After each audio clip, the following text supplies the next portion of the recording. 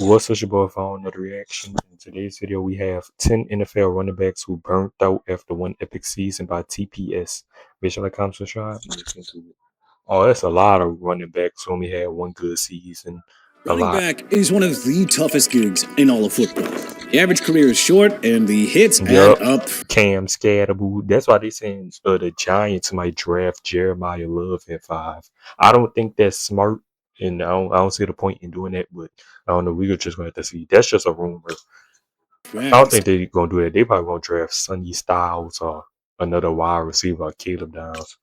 But these players, well, they just had one magical year where everything clicked. Rushing yards piled up, touchdowns flowed, and they looked absolutely unstoppable. We're talking Pro Bowls, record-breaking games, and even Super Bowl runs. Yet, for whatever reason, they just couldn't sustain it. Whether it was... Y'all think Kenneth Walker going to be one of these niggas? Especially that playoffs run. Injuries, Super Bowl bad luck, or just the brutal nature of the position, these guys were banished quickly into obscurity. So, without further ado, here are 10 NFL running backs who burned out after one epic season. You could also do running backs who had a revival, who revived their career later on.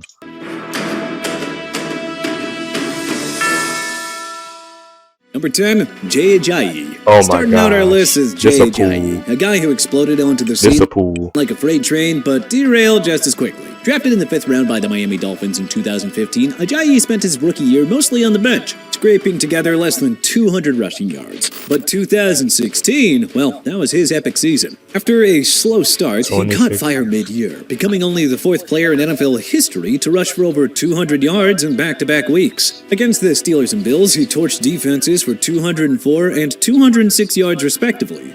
By season's end, Ajayi racked up 1,272 rushing yards, 8 touchdowns, and averaged 4.9 yards per carry. He added 151 receiving yards for good measure, proving that he was a dual-threat beast. Fans were pretty hyped. This looked like the start of something very special for Miami. But then, the wheels came off. Midway through 2017, the Dolphins traded him to the Philadelphia Eagles, where he contributed to their Super Bowl run, but in a reduced role. With just 408 yards that year, knee issues that plagued him since, well, college began to flare. And about with the Boise State? Hold on, we might have to do some research on these Boise State running backs, thus limiting his explosiveness. In 2018, he managed only 184 yards in 4 games before an ACL tear ended his season. Released by Philly, Ajayi bounced around tryouts but was out of the league by age 27. His 2016 breakout to find out what they feed in them Boise State running backs, money. Accounted for nearly half of his career rushing yards. Just a classic case of injury woes and team instability turning a star into a what-if story. Number 9, Lamont Jordan. A backup who finally got his shot and made the most of it. Until he didn't. Jordan spent his first 4 years with the New York Jets, mostly riding the pine behind Curtis Martin, never topping 300 rushing yards in a season. How big them jerseys were. What it was that made them look that big? Was the pads or something? Like, made them niggas look huge. Now you got niggas like Stephon Diggs. Stephon Diggs, it look like he don't even have no pads in his jersey. But in 2005, he signed a big money deal with you don't have no shoulder pads. Like Oakland Raiders. Yeah, it gotta be them. The shoulder pads must have been bigger or something. Their featured back. That year was pure magic. 14 games, Jordan rushed for 1,025 yards and 9 touchdowns, averaging 3.8 yards per carry. What set him apart was his receiving prowess. He led all running backs with 70 catches for 563 yards and 2 more scores. That is over 1,500 total yards from scrimmage. He was a dynamic every-down player, punishing defenders and keeping chains moving. Sadly, the heavy workload took its toll. Injuries began to pile up. Back, knee, you name it. And Jordan's burst just vanished. In 2006, he managed just 434 yards, and by 2007, he was splitting carries and dealing with more ailments. He bounced to the Patriots and Broncos, but he never eclipsed 600 rushing yards again. Retiring after 2009, Jordan's career total of 3,734 yards is solid, but over 40% of them came in that one epic Raiders season.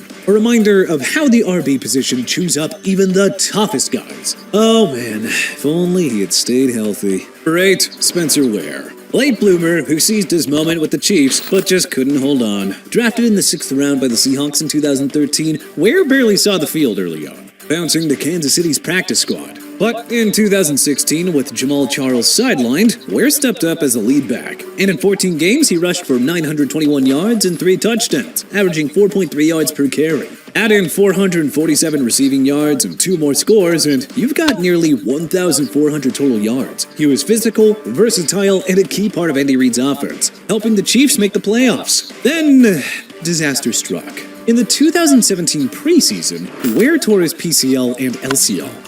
God damn, bro. Bro,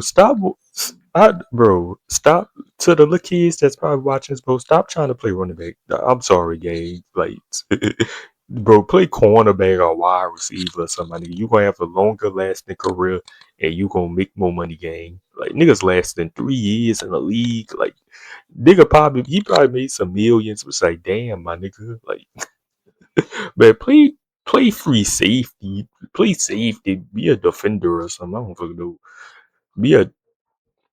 I understand y'all niggas probably like Saquon Barkley. Y'all look up to Derrick Henry, but it's like, bro, dub niggas' careers lasted long, which is rare, and they still going, which is rare, my nigga. Like, y'all gonna have to play something else, play a different position, like switch positions, bro. The entire year. When he returned in 2018, he was a backup to Kareem Hunt and later Damian Williams, managing just 246 yards. Released after 2019, Ware had a brief stint with the Bears, but was completely done by 2020.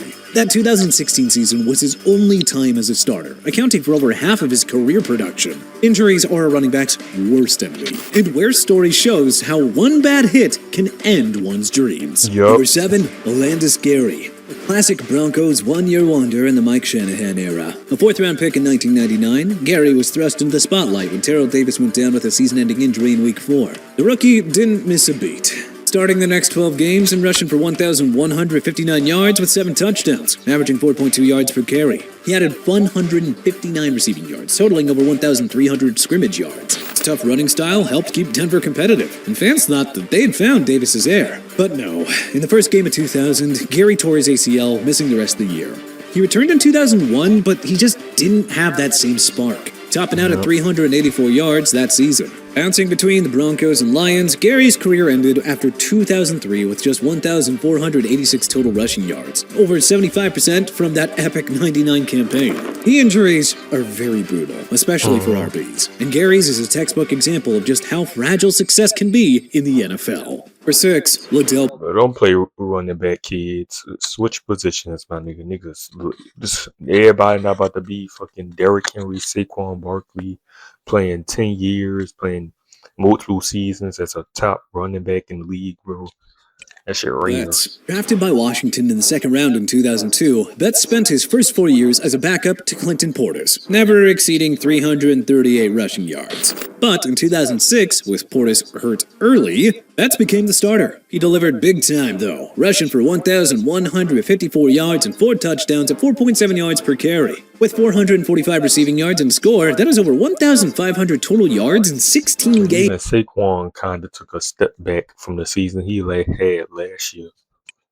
It was a career high, everything, proving that he could handle the load. After that, Portis returned and Betts went back to backup duty, managing 335 yards in 2007. A knee injury in 2008 limited him even further, and then by 2009, he was with the Saints in a minor role before retiring. That 2006 season made up nearly a third of his career rushing yards. Late bloomers like Betts show how depth charts and health dictate fates in the NFL. Seriously, one epic fill-in role and then boom, back to the shadows. Number 5, Justin Forsett. A 7th-round pick by the Seahawks in 2008, Forsett bounced around 4 teams before landing with the Ravens in 2014 at age 29. With Ray Rice suspended and released, Forsett became the starter and balled out. He rushed for 1,266 yards, nearly double his next best, and 8 touchdowns, averaging 5.4 yards per carry, adding 263 receiving yards. That is over 1,500 total, earning him a Pro Bowl. I understand. The running back looks so fun to play, my nigga.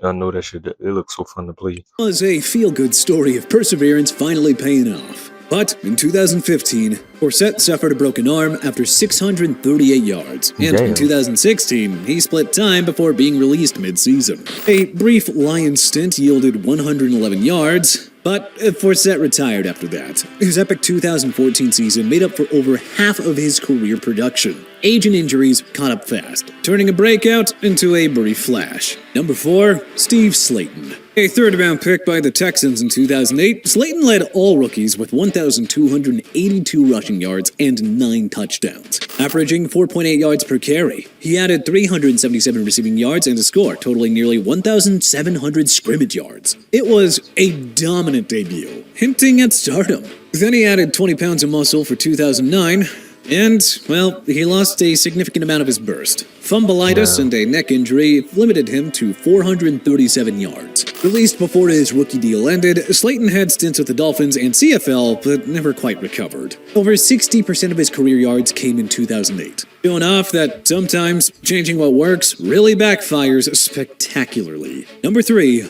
Robert Edwards. A first-round pick by the Patriots in Them old jerseys 5 starter, bro. That jersey 5, I don't want that shit. 1998, Edwards rushed Them old Patriots jersey was fire. for 1,115 yards and 9 touchdowns as a rookie, adding 331 receiving yards and 3 With the scores logo on the shoulder. for over 1,400 total and 12 TDs. He set a record with touchdowns in his first 6 games. Postseason? Well, a freak knee injury in a Pro Bowl beach flag football game nearly cost his What? What the fuck? leg and kept him out until 2002. With the Dolphins, he That's the shit that was doing in the Pro Bowl?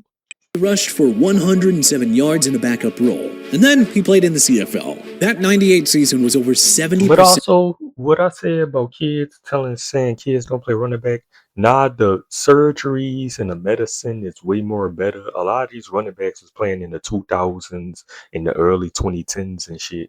And you can't even hit as hard as you can back then. So, I don't know. Running backs is lasting a little longer now. of his NFL yards. A cautionary tale of off-field risks. Number 2, Ickey Woods. Ickey Woods, the Shuffle King. A Bengals rookie in 1988, Woods rushed for 1,066 yards, 5.3 YPC NFL lead, and 15 touchdowns, helping reach the Super Bowl. His Ickey Shuffle was iconic. However, week 2 of 1989, torn ACL.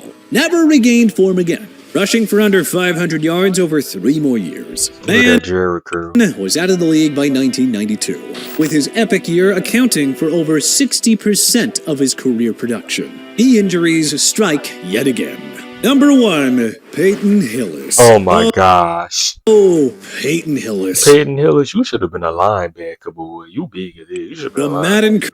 The Madden Curse poster boy. In 2010 with the Browns, Hillis exploded for 1,177 rushing yards, 11 touchdowns, and 477 receiving yards with 2 scores. Over 1,650 total and 13 TDs. Fans voted him Madden 2012's cover. Then, the Madden curse struck. Hamstring, strep throat, contract drama. Strep throat. The Ever fuck? played 16 games again, topping 587 yards once. And with that, he was out of the league by You should 2014. have been a linebacker, boy. You got a linebacker, be you. That season was over 50% of his yards. This man went from Madden hero to, well, Madden Bro curse kind of look like TJ Watt. 0. But hey, what running back are you sad to see only have one great season? Let us know in the comment section below. If you like this video and learned a thing or two, Who had one great season? Because bro, it's a lot. Fuck.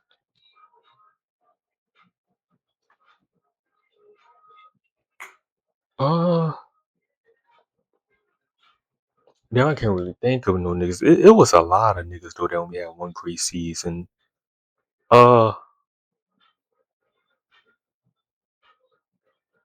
The fucking running back for the Eagles before Saquon. 2024 Eagles.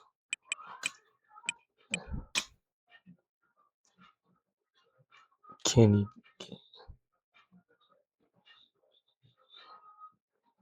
No. 20. What year they made that Super Bowl against Chiefs? 2020. Miles Sanders. Yeah. Miles Depot had 1,000 rushing yards and 11 touchdowns. That was that first time they played the Chiefs. But yeah, Mitchell Thomas was sharp and we'll do this.